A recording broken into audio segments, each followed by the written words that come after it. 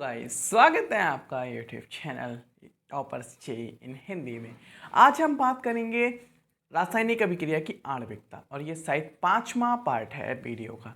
तो किसी रासायनिक अभिक्रिया में भाग लेने वाले आई थिंक जो रासायनिक अभिक्रिया में भाग लेने वाले अभिकारक अणु होते हैं, यानी कि जो मॉलिक्यूल्स उसमें छोटे छोटे पार्टिसिपेट करते हैं, उन मॉलिक्यूल्स की संख्या, मतलब किसी रासायनिक अभिक्रिया में भाग ले रहे एक पद में अभिकारक अणुओं की संख्या, कुल संख्या अभिक्रिया की आणविकता कहलाती है। और अभिक्रिया की आणविकता के आधार पर अभिक्रिया 3 प्रकार की होती हैं। कितने प्रकार की? 3 टाइप्स।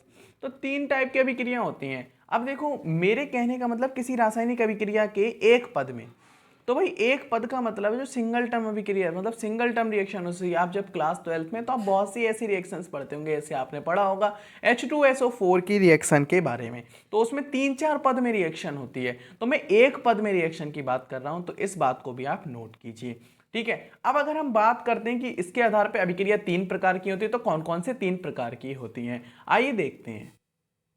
हाँ भाई, तो सबसे पहले बेरासायनिक अभिक्रिया, जिनमें मतलब अब 3 टाइप की होती है। कौन कौन सी? एक अणुक, द्वि अणुक एंड त्रिअणुक। तो सबसे पहले हम बात करेंगे एक अणुक अभिक्रिया की। एक अणुक अभिक्रिया बहुत इंपॉर्टेंट है। अगर मैं आपको थोड़ा सा बेसिकली समझाऊं ना, तो आप एक बार में समझ जाएंगे कि अगर हमारे पास एक अणु है, मतलब इससे कोई भी हमारा प्रोडक्ट P बनता है, ठीक है। जैसे कि N2O से N2 + ½ O2 बना, प्रोडक्ट में आपके कितने भी अणु हो सकते हैं, उससे मतलब नहीं है।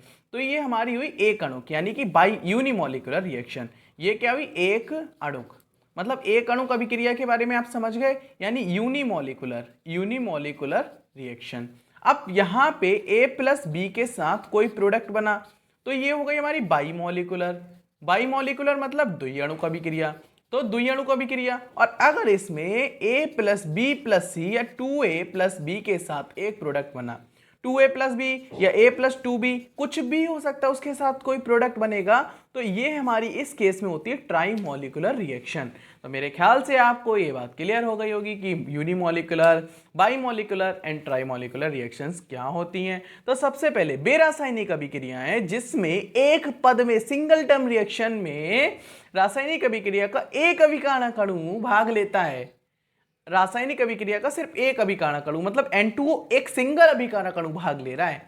द्विअणुक अभिक्रिया बेरासायनिक अभिक्रिया है, जिनमें एक पद में 2 अभिकारक अणुओं की संख्या भाग लेती है। मतलब कोई एक पद में 2 अभिकारक अणु कितने? 2, और पद कितना? 1। तो एक पद में भाग लेने वाले अभिकारक अणुओं की संख्या भाग लेती है, मतलब 2 भाग लेती है। तो द्विअणुक रासायनिक अभिक्रिया जैसे N2 और O2, मतलब ये 2 अणु हैं जो एक पद में भाग ले रहे हैं, तो इसे हम कहेंगे कि ये द्विअणुक अभिक्रिया है। जैसे S + O2, तो ये एक सिंगल पद वाली रिएक्शन, एक पद वाली रिएक्शन में 2 अणु भाग ले रहे हैं। सेम अगर मैं बात करता हूं तो ट्राइमोलिकुलर रिएक्शन, ठीक है।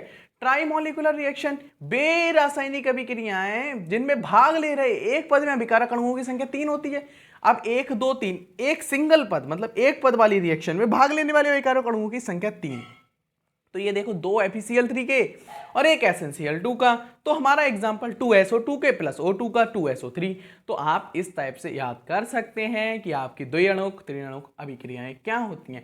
बेसिकली आपसे पूछा जा सकता है कि अभिक्रिया की आणविकता तथा अभिक्रिया की कोटि में। तो अभिक्रिया की आणविकता आप समझ चुके होंगे, अभिक्रिया की कोटि जो कि बहुत इंपॉर्टेंट क्वेश्चन है, मतलब मोस्ट इंपॉर्टेंट जो हर बार आया हुआ है।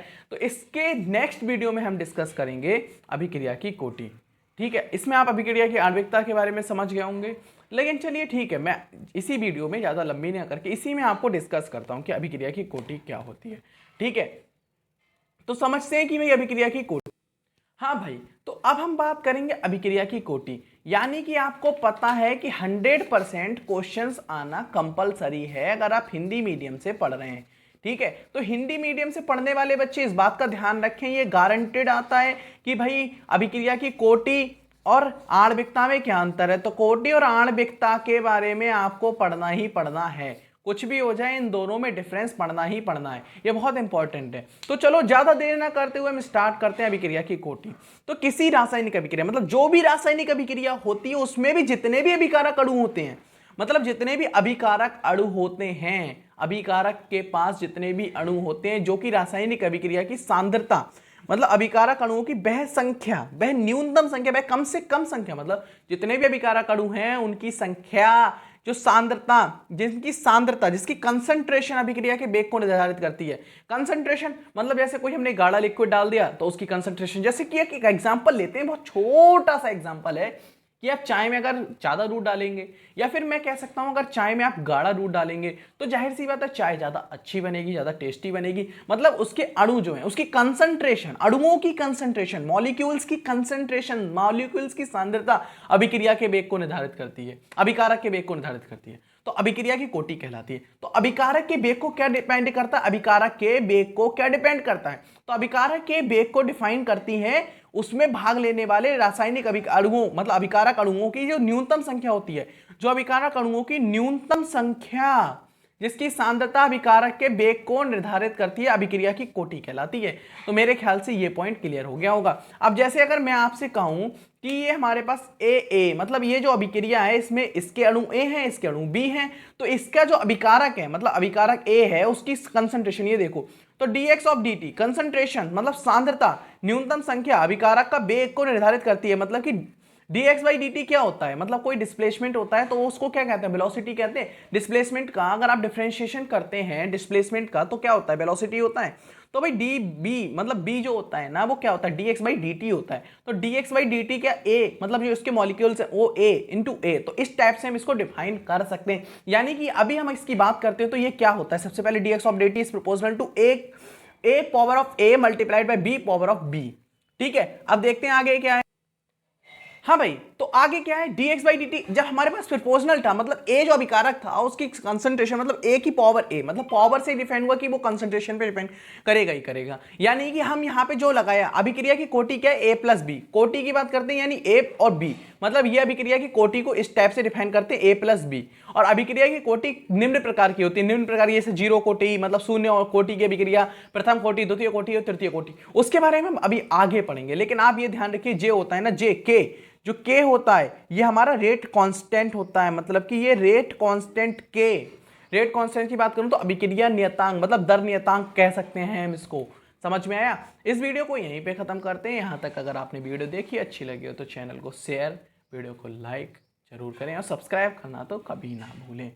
अब बहुत से ऐसे आपके डाउट्स हो तो आप हमें फॉलो कर सकते हैं इंस्टाग्राम पे, लिंक आपको डिस्क्रिप्शन में मिल जाएगा। और अगर आप हमसे डायरेक्टली कांटेक्ट करना चाहते हैं, आप पर्सनल मेंटर चाहते हैं तो आप इस व्हाट्सएप नंबर पे कॉल कर सकते हैं। WhatsApp number 9368301994। ओके, मिलते हैं नेक्स्ट वीडियो में।